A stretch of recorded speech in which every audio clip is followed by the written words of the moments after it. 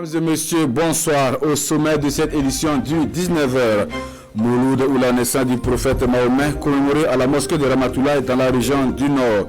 Prêche, prière et bénédiction rythmée cette nuit en mémoire du prophète de l'Islam pour ses grâces en faveur de l'humanité. Mouloud 2020 se tient à quelques jours des joutes électorales et les musulmans de Ramatoulaye implorent Allah pour un scrutin apaisé. Comment redynamiser le secteur agro-silvo-pastoral et halieutique dans un contexte d'insécurité? La question est au cœur des échanges au Forum régional du Sahel. Un forum qui entend surtout inciter les jeunes de la région à s'intéresser davantage à ces activités agro-silvo-pastorales. Images et commentaires dans ce journal-là. Mesdames et messieurs, bonsoir et merci de nous suivre. Cela dit, Ramatoulaye, lieu de convergence des fidèles musulmans du Nord pour la célébration du Mouloud ou la naissance du prophète Mahomet. C'est là que le cheikh Aboubakar Maïga II a convié ses fidèles du Burkina et du monde entier pour la commémoration de la naissance du prophète de l'Islam. La nuit dernière, entre lecture du Saint-Coran, prêche, louange, bénédiction, les fidèles musulmans ont surtout imploré Allah pour la paix, le vivre ensemble, la cohésion sociale et pour des élections apaisées au Burkina Faso. Le compte rendu de Irénée Kaboré et Moussaki. Ramatoulaye, ou la protection de Dieu. Il est 22h. Dans ce lieu symbolique de l'islam, situé à une vingtaine de kilomètres à l'est de Ouaïbouya, la naissance du prophète Mohamed, ou le Mauloud, est encore célébrée sur fond de louange à Allah. Des fidèles musulmans, groupe après groupe, chacun se met à genoux pour recevoir des bénédictions du cheikh Aboubakar Maïga II. Nous nous focalisons seulement sur les doigts. Ramatoulaye est connu seulement sur son message de paix, son message de culture, son message de cohabitation religieuse. L'événement mobilise. Les hommes et femmes en islam sont là pour écouter les prêches du guide spirituel de Ramatoulaye, assisté à son tour par des cheikhs d'autres localités. Ce qui m'a surtout motivé à venir ici, c'est pour suivre les enseignements que le cheikh va donner. C'est juste pour augmenter ma foi envers l'islam, augmenter aussi mon endurance et ma patience. Tout musulman doit aimer son prochain. C'est ce que Dieu attend de nous. Si nous faisons du bien, cela nous évite des problèmes. La célébration du Mauloud est aussi une vieille tradition à Ramatoulaye. Elle a débuté avec le cheikh Aboubakar Maïga I vers 1880. Depuis lors, le village totalise 3 cheikhs. Actualité oblige. Ces fidèles musulmans implorent Allah pour la paix, la santé et les élections apaisées du 22 novembre 2020 au Burkina Faso. Dans un tout autre registre de l'actualité, l'Association pour le développement du Burkina Faso, AGID-BF, a 10 ans d'existence. Cette association qui intervient dans l'encadrement et l'animation dans le domaine de la sécurité routière et du secourisme marque donc une halte occasion de dresser un bilan de cette décennie. C'était au cours d'une cérémonie de reconnaissance suivie pour nous par Amadou Ilbodo, Barthélemy Paul Tendano, à qui nous avons bien voulu prêter la voix.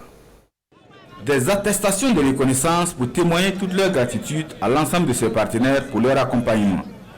L'association Jeunes Unis pour le développement du Burkina Faso, AGID-BF, commémore ainsi ses 10 ans d'existence, une décennie au service de la circulation routière et du secourisme.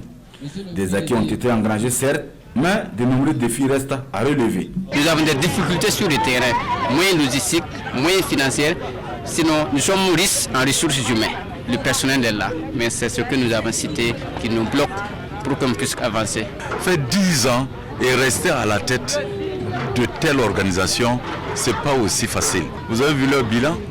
Ils en ont fait. Eux-mêmes, ils sont pauvres, mais ce qu'ils ont fait n'est pas mal. Des difficultés qui ne sauraient entacher la détermination de l'AGID-BF, qui envisage couvrir toutes les 13 régions du pays. Actuellement, nous avons presque 150 secouristes dans la ville de Ouagadougou. Donc nous comptons couvrir les 13 régions. En cas d'accident, nous pouvons accompagner les secours spécialisés sur le terrain. Mais en attendant, c'est sur le terrain de football que l'association Jeunes Unis pour le développement du Burkina Faso fait montre de ses talents face à Flèche Noire de Kilouin.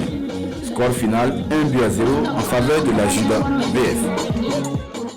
C'est un forum qui se fixe pour ambition d'amener les jeunes de la région du Sahel à s'intéresser davantage aux activités agro-silvopastorales et halieutiques.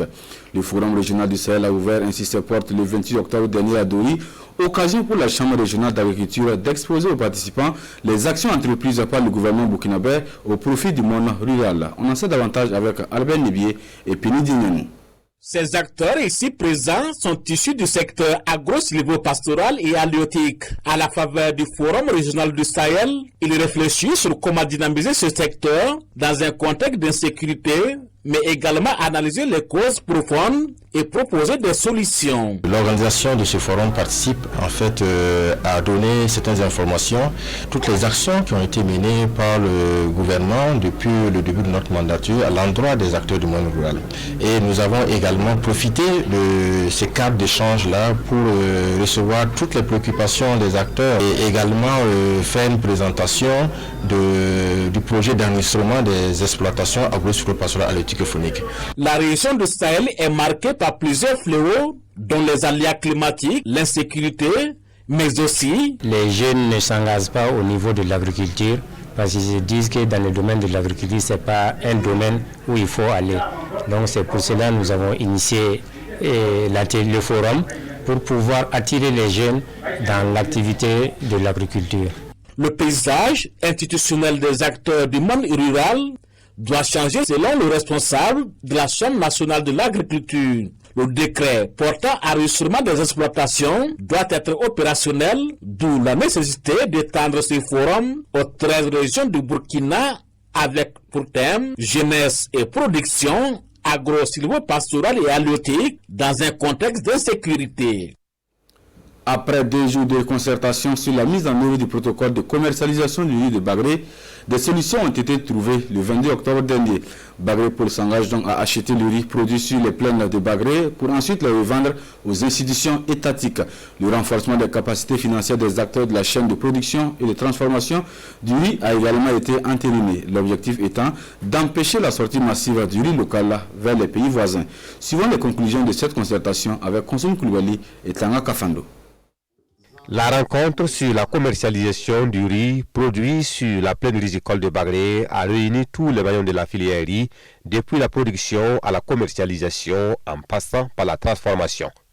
Après 2 jours d'intenses travaux, les participants sont parvenus à plusieurs propositions de solutions. Ce qui en est ressorti, c'est d'abord un engagement ferme de l'ensemble des composantes de la chaîne de valeur. Il y a eu également je dirais donc des résolutions. Il y a eu surtout des propositions donc de solutions qui sont très pratiques et qui vont sans doute être, je dirais, consolidées avec une dernière série de réflexions avant d'être proposées au gouvernement. La clôture de la rencontre ne clôt pourtant pas la discussion. D'autres cadres seront créés pour consolider les propositions avant de les proposer au gouvernement. Nos attentes plus ou moins sont comblées. Un début de réflexion, bon, on peut dire que c'est le début de solutionnement à ces problèmes que nous connaissons tous. Le Premier ministre a pris notre problème en compte et que le problème, vraiment, on va à la finition carrément. On sait que si on va sortir notre riz, ce sera cash. Et c'est ce cash-là, nous, on attend pour encore bisser. L'urgence est là et des propositions transitoires et immédiates sont également envisagées afin que la production de cette campagne humide ne subisse plus le même sort que celle des campagnes précédentes. Dans l'actualité ce soir, seulement 1% des entreprises burkinabées prennent en compte l'impact socio et environnementaux dans leur politique de fonctionnement. C'est le résultat d'une étude menée par le réseau burkinabé des experts en responsabilité sociale des entreprises. Pour rectifier donc le tir, la journée de responsabilité sociale des entreprises voit ainsi le jour à Bobo Dioulasso. La RSE est un nouvel allié pour les entreprises de demain. C'est la thématique au cœur donc des échanges. C'est ce que nous disent Drissa Traoré et Karim Sissé. C'est une journée dédiée à la responsabilité sociale des entreprises burkinabées, un cadre d'échange initié par le réseau burkinabé des experts en RSE, responsabilité sociale des entreprises. À travers cette première édition, le réseau entend inciter et accompagner les entreprises du Burkina à mettre en place une politique de responsabilité sociale, d'où le thème « La RSE, un nouvel allié pour les entreprises de demain ». Il y a moins de 1% des entreprises burkinabées qui disposent d'une politique RSE. Et nous pensons que ce n'est pas normal. Aujourd'hui, la politique RSE est volontaire, mais elle devient de plus en plus une exigence à travers le monde entier, surtout pour les entreprises qui doivent vendre à l'extérieur du Burkina. Et nous pensons qu'il faut corriger ce tir en encourageant les entreprises, mais aussi en formant les experts pour adhérer à cette vision. Aujourd'hui, toute entreprise qui se veut citoyenne et professionnelle doit impérativement intégrer la responsabilité sociale. De nos jours, l'entreprise ne doit pas être seulement focalisée sur le volet économique. Il faut arriver à intégrer également le volet social de l'entreprise pour une activité pérenne et pour une cohésion de l'ensemble du personnel et de l'environnement même de l'entreprise. Le réseau burkinabé des experts à RSE a vu le jour en 2019 et depuis, il milite pour que les entreprises adhèrent à la politique de responsabilité sociale. Un mot d'éducation dans ce journal, la rentrée des classes dans les centres de formation professionnelle publique et privée de la région du Sud-Ouest. Une rentrée académique 2020-2021 qui se fixe pour ambition de produire des résultats supérieurs à ceux de l'année écoulée. Les élèves ont donc repris les cours le 27 octobre dernier en présence de Oumarou Sagnon et bienvenue Tansa.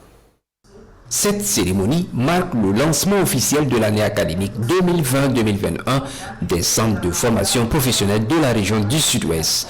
La région a resté près de 60% de réussite au certificat de qualification professionnelle cette année et les acteurs ici présents se fixent l'ambition de mettre la barre plus haut. Les apprenants, je voudrais tout d'abord noter qu'ils ont fait le bon choix. Le choix du savoir-faire. Et je voudrais surtout les encourager à ne pas abandonner.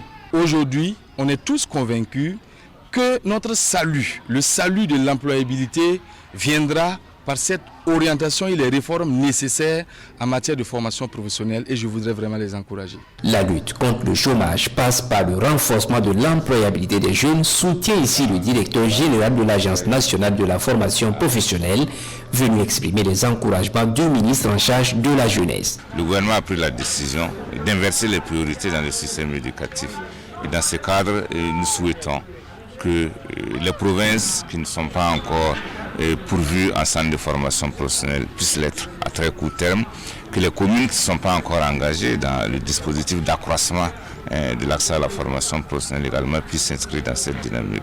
C'est dans cet élan que nous pourrons véritablement donc renforcer l'employabilité des jeunes pour lutter contre le chômage. La région du Sud-Ouest compte 16 centres de formation professionnelle, soit 12 du privé et 4 du public, avec des acteurs préoccupés notamment par l'insuffisance de matières premières destinées à la formation des apprenants et le non-recyclage des formateurs.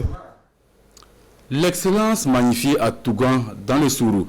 Les meilleurs acteurs du système éducatif de la province voient ainsi leurs efforts couronnés au cours d'une journée d'état de l'excellence des prix en nature et en espèces. Voilà ce que reçoivent les meilleurs élèves, enseignants et circonscriptions d'éducation de base. Une journée de l'excellence célébrée sous le thème « Le leadership des enseignants dans la continuité des activités pédagogiques face aux défis sécuritaires ». Aïcha Djanda. Ismaël Nassa est le meilleur élève de la province du Sourou à l'examen du CEP session 2020 avec 160 points. Il reçoit ici, avec 13 autres de ses camarades, des vélos et des kits scolaires. Les enseignants ne sont pas oubliés et qui sont à la base de ses résultats scolaires. Parmi tous ces enseignants de la province, je suis aujourd'hui l'élu comme le meilleur, je ne peux qu'être heureux et je pense que je vais me battre comme ça toujours pour essayer d'occuper cette place-là dans la province. À travers cette journée de l'excellence, les autorités administratives, les fils et filles du Sourou attendent créer une saine émulation chez les enfants dès l'école primaire. Je pense que ceux qui ont été primés seront une source d'inspiration pour eux. Donc nous lançons un appel à tous ces élèves-là d'être respectueux de leurs enseignants, d'observer la discipline, parce que sans discipline, on ne peut pas obtenir un travail de qualité.